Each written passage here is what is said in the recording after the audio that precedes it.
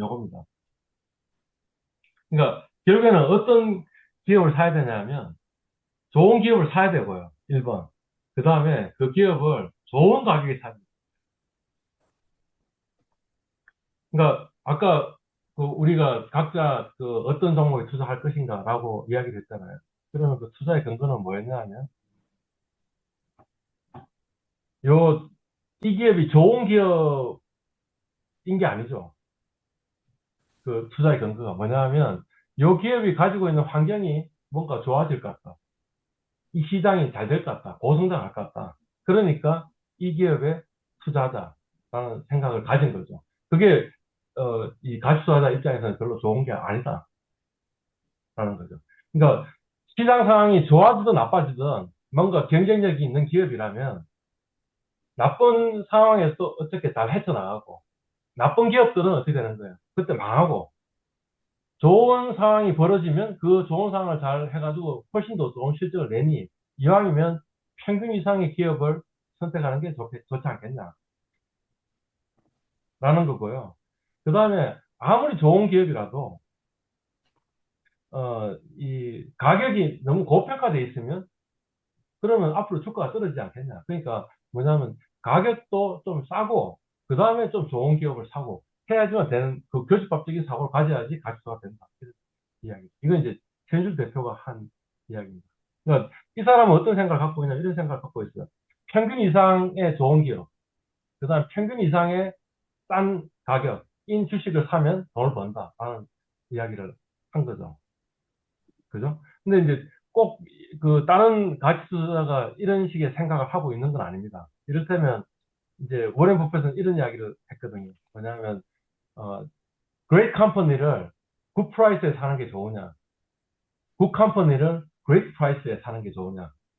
근데 자기의 초창기는 뭐냐면 good company 괜찮은 기업을 아주 싼 가격에 사는 것을 자기가 추구를 했다는 거죠. 그게 벤자민 그레임의 전략이었고, 그런데 이제 이후에 찰리 멍거를 만나고 나서 자기 생각이 좀 바뀌어서 필립 피시의 생각을 갖고 오게 되는데, 그거는 뭐냐 하면, 그레이트 컴퍼니를 사는 거죠. 그냥 그럴듯한 가격에, 굿 프라이스에.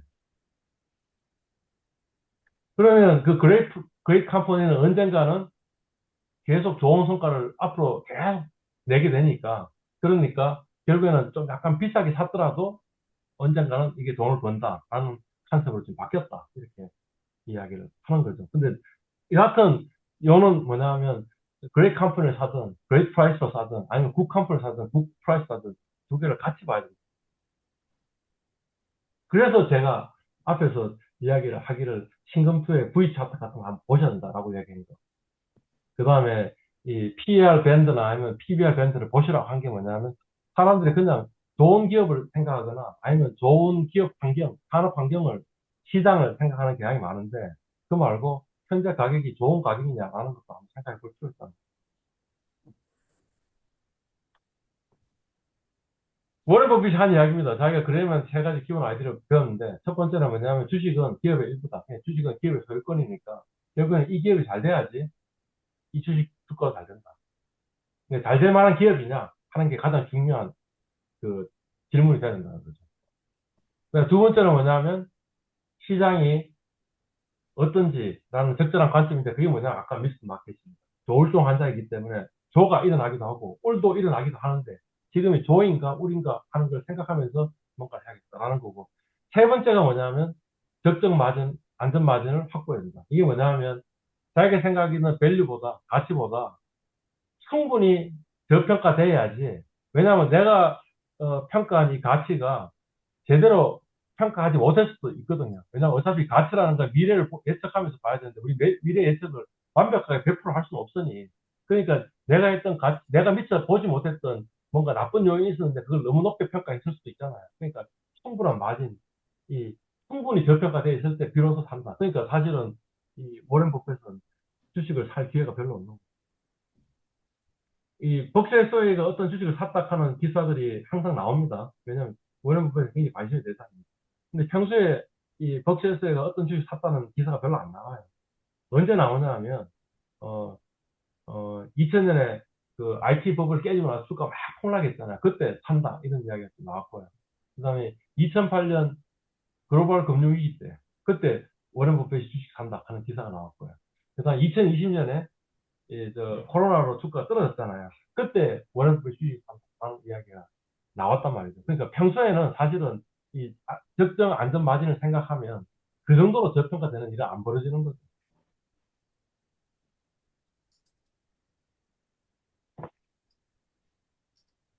그래서 이제 그 워렌 버핏이 이야기했던 첫 번째 아이디어가 뭐냐, 주식은 기업 소유권의 일부이다라는 거였는데, 그러면 사실은 이런 질문을 한번 해보실 필요가 있다는 거예요. 누가 이제 말하자면 그 비즈니스 아이디어가 있다고, 어떤 창업가죠, 그죠?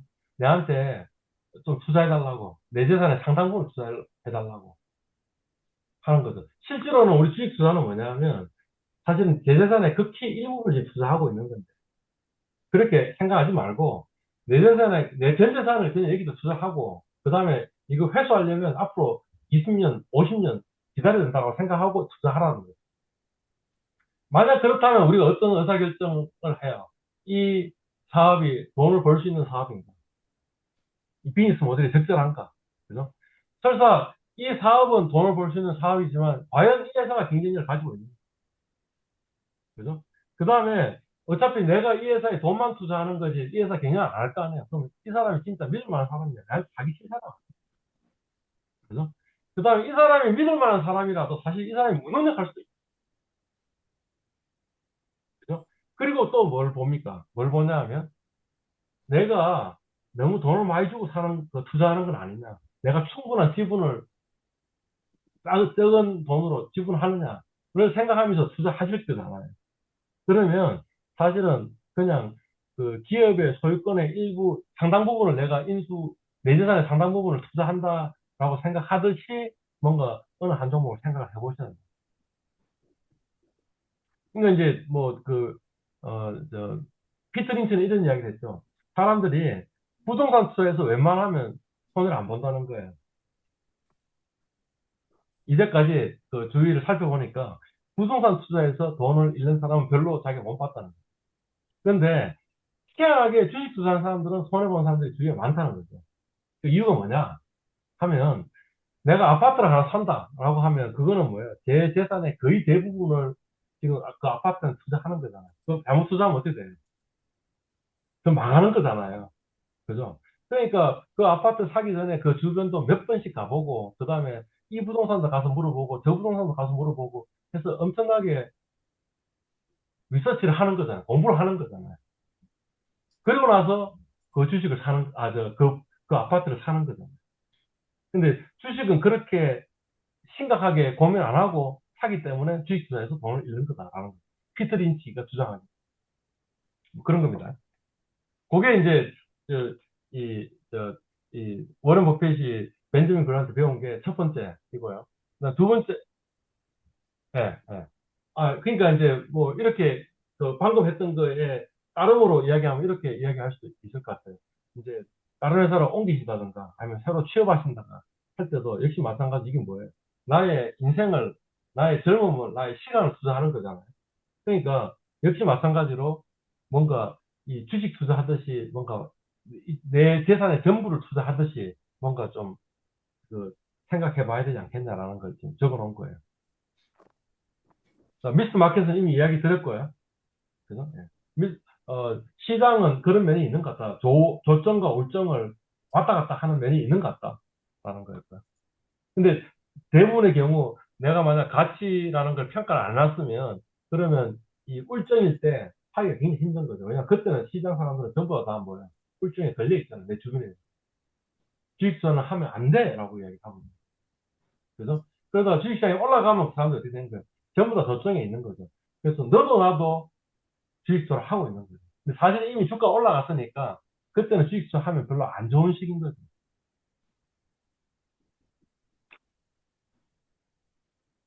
자, 세 번째는 적정 안전 마진이라고 이야기한 거죠. 그러니까 이런 거죠. 왜냐하면 나의 가치 평가가 틀릴 수도 있다라는 거죠.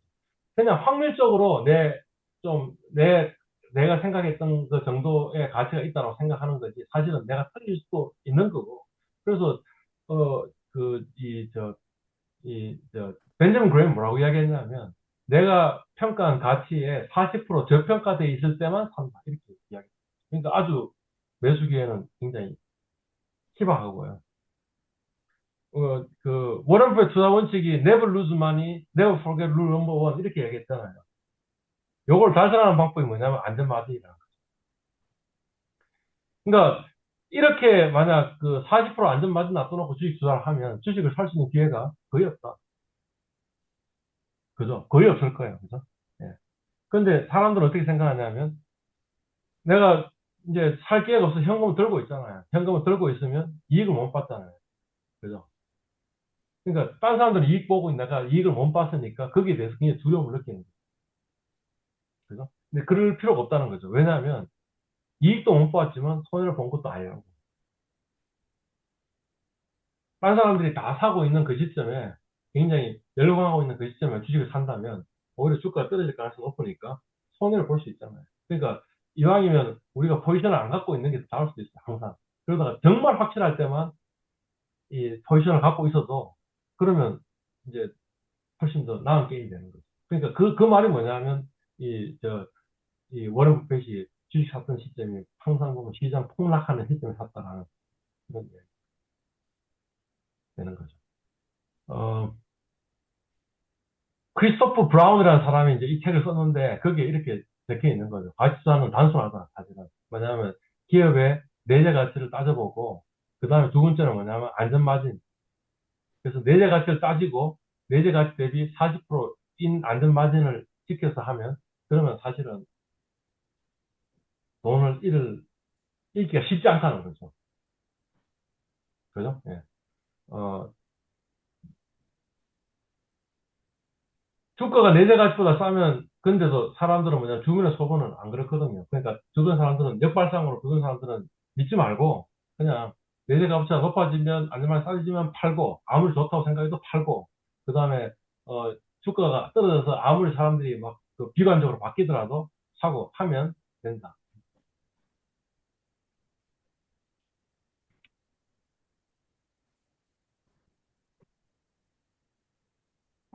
어, 지금 이제 왜 가치 투자가 힘든가 하는 걸 이제 jensul 대표가 생각해 보니 이런 이유들이 있고 그래서 하는 방법이 뭐냐 이런 거죠. 그게 뭐냐 하면 어, 딴 사람들에 비해서 정보 우위를 얻는 거는 굉장히 힘든 것 같다. 특히 이 시대에 와가지고는 대부분의 정보들이 다 공개가 돼 있기 때문에 내가 그 사람들보다 더 빨리 정보를 획득해가지고 돈을 벌기는 굉장히 힘들어진 것 같다.